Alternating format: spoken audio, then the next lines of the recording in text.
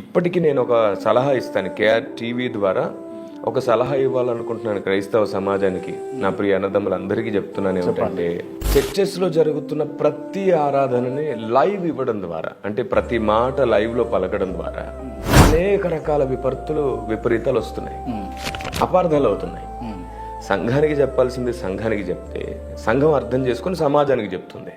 బైబిల్లో ఉంటుంది, పరమగీతములలో నా ప్రియుడు నాతో మాట్లాడుచున్నాడు అని అంటూనే ఇప్పుడు నా ప్రియుడు నీతో మాట్లాడుతున్నాడు, మీ అందరితో మాట్లాడుతున్నాడు అనే ప్రస్తావన కూడా చేస్తుంది. 2 వర్షన్స్ ఉన్నాయి.